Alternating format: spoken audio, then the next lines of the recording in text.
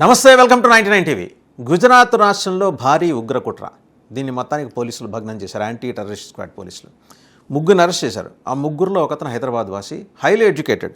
ఫ్రాన్స్లో ఆయన ఎంబీబీఎస్ చేశారు. ఆయన పేరు Syed Ahmed Mohiuddin. Very talented and intelligent guy. But as to how he was involved in this activity అనేది పోలీసులకు అంత చిక్కట్లా.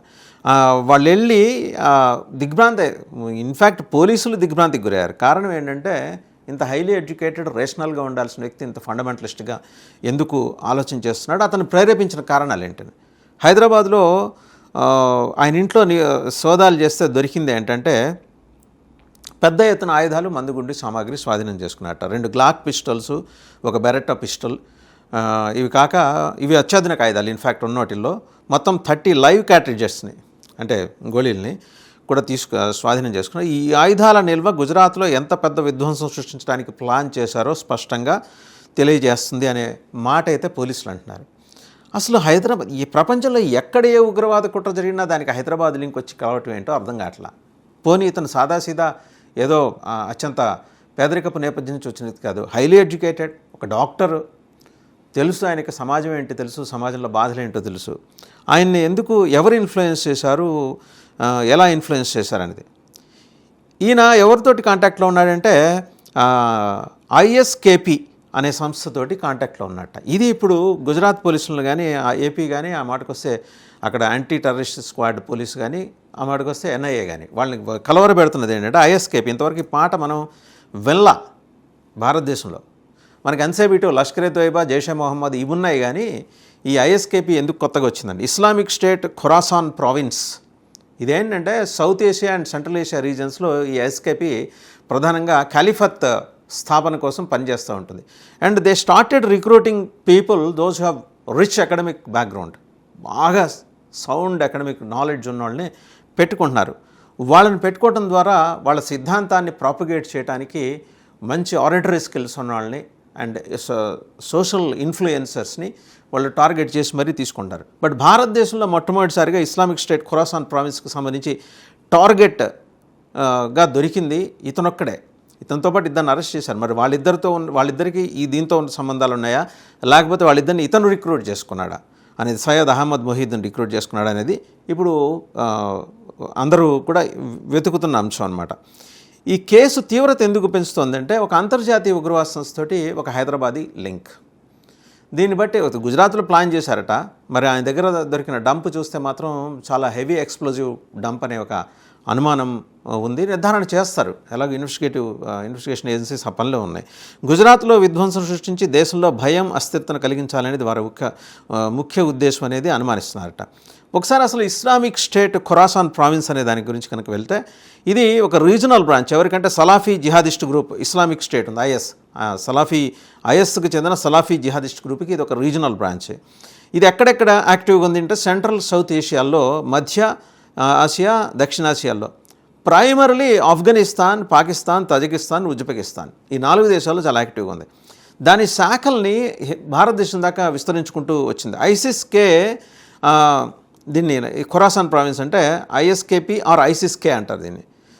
కాసేపు ఐసిస్కే అనుకుంటే, ఇది డీస్టెబిలైజ్ చేయాలి, ఉన్న గవర్నమెంట్స్ని రిప్లేస్ చేయాలి with the historic Khorasan region with the goal of establishing a caliphate. ముందు నుంచి చెప్పుకుంటున్నదే, ప్రస్తుతం నడుస్తున్న ప్రభుత్వాన్ని రీప్లేస్ చేయాలి, ఫండమెంటలిస్టిక్ ఇస్లామైజేషన్ని ఇన్కార్పొరేట్ చేయాలి, ఇంజెక్ట్ చేయాలి. Not Islam, fundamentalistic groups. Islam is different from fundamentalism. మతం ఎప్పుడు ఫండమెంటలిజంతో కలిసి పనిచేయదు.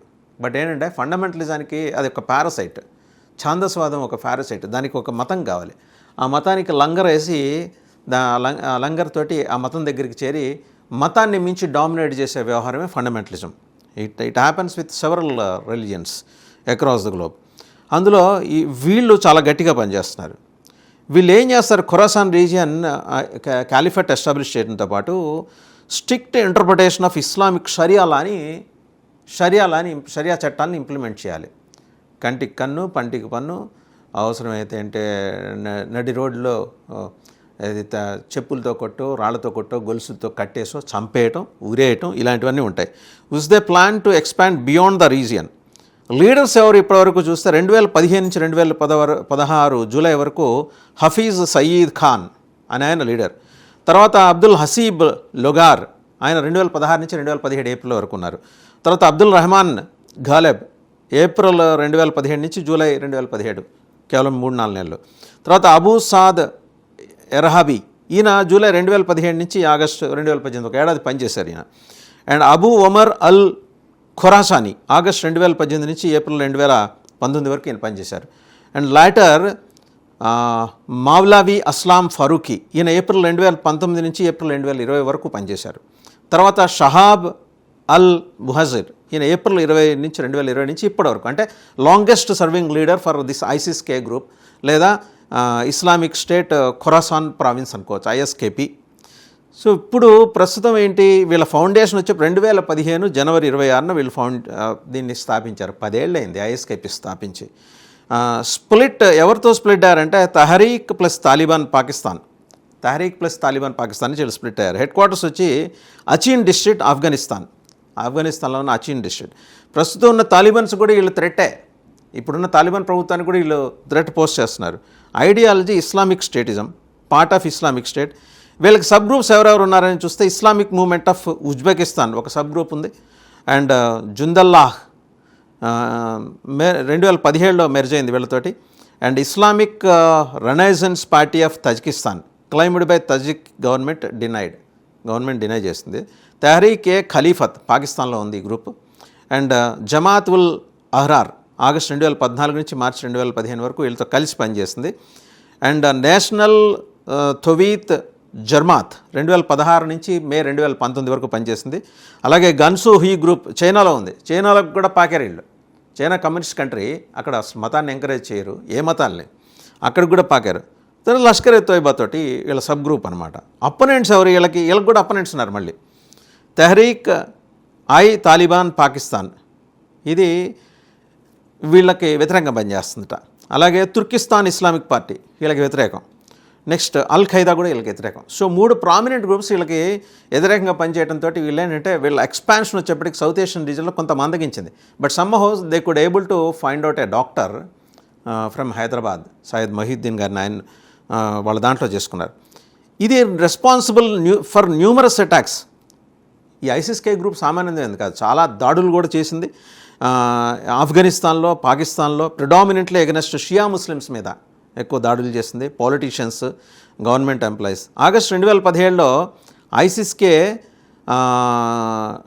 షియా హజారా మైనారిటీ అనే గ్రూప్ ఉందన్నమాట. షియా హజారా మైనారిటీ ఆఫ్ఘనిస్తాన్లో, నార్థన్ ఆఫ్ఘనిస్తాన్లో, ఉత్తర ఆఫ్ఘనిస్తాన్లో ఉన్న ఈ గ్రూప్ చాలా గ్రామాల్లో ఉంది. వాళ్ళ మీద అటాక్ చేస్తే mass murder of Hazara men, కొన్ని 100 మంది చంపేసింది ఈ group.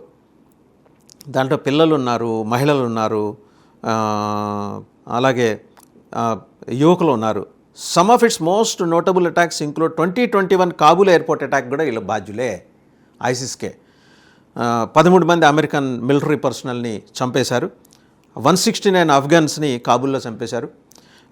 During the US withdrawal from the country, Afghanistan నుంచి US వెనక్కి వెళ్ళినప్పుడు 169 మంది ఆఫ్ఘన్స్ని చంపారు. అలాగే ట్విన్ సూయిసైడ్ బాంబింగ్స్ జరిగినాయి జూలై 2018. మొత్తం 131 మందిని ఎలక్షన్ ర్యాలీస్లో పాకిస్తాన్లో జరిగిన దాంట్లో చంపేశారు. ట్విన్ బాంబింగ్స్ మళ్ళీ జూలై 2016లో దగ్గర 97 మంది షియా హజారా ప్రొటెస్టర్స్ కాబూల్ పారిశ్రామికవేత్తలు అక్కడ చంపేశారు. And suicide bombing in July 2023 that killed 63 in Khar పాకిస్తాన్లోనే 63 మందిని జూలై 2023లో సూయిసైడ్ బాంబింగ్ జరిగింది, ఆత్మహత్యలు 63 మంది చనిపోయారు. వాళ్ళ majority of ISIS-K attacks అక్కర్ in eastern Afghanistan and Pakistan's Khyber Pakhtunkhwa province. ఎక్కువగా ఏంటంటే వీళ్ళు అటాక్స్ చేసేది ఖైబర్ పఖ్తూన్ఖ్వా ప్రావిన్స్లో చేస్తారు, ఈస్టర్న్ ఆఫ్ఘనిస్తాన్, తూర్పు ఆఫ్ఘనిస్తాన్లో చేస్తుంటారు. ఎక్స్టర్నల్ ఆపరేషన్స్ ఎప్పటి నుంచి మొదలెట్టింది అంటే ఏప్రిల్ 2022. ఇది ఆఫ్ఘన్ టెరిటరీ నుంచి రాకెట్ లాంచర్స్ని లాంచ్ చేసింది పక్కనున్న నార్దర్న్ ఉజ్బెకిస్తాన్ ఉత్తర ప్రాంతంలోకి. అండ్ ఇన్ మే అలాగే తజికిస్తాన్లో కూడా చేసింది.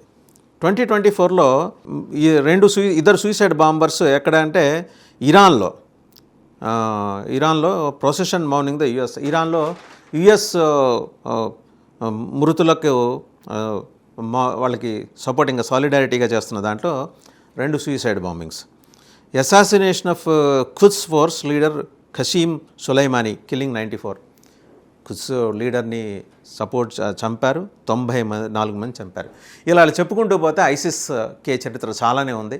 బట్ గవర్నమెంట్ ఆఫ్ ఇండియా చాలా అప్రమత్తమైంది. ఎక్కడెక్కడ ఇప్పుడు సయ్యద్ మొహిద్దీన్ గారి కాంటాక్ట్స్ ఉన్నాయో అవన్నీ సెర్చ్ చేస్తున్నారు హైదరాబాద్తో పాటు ఉత్తరప్రదేశ్, బీహార్, రాజస్థాన్లో కూడా ఆయనకి సన్నిహిత సంబంధాలు ఉన్నట్టు ప్రాథమిక విచారణలో తేలింది. ఎనీహౌ అన్ని డీటెయిల్స్ కూడా ఇన్వెస్టిగేషన్ ఏజెన్సీస్ షార్ట్లీ రివీల్ చేస్తాయి.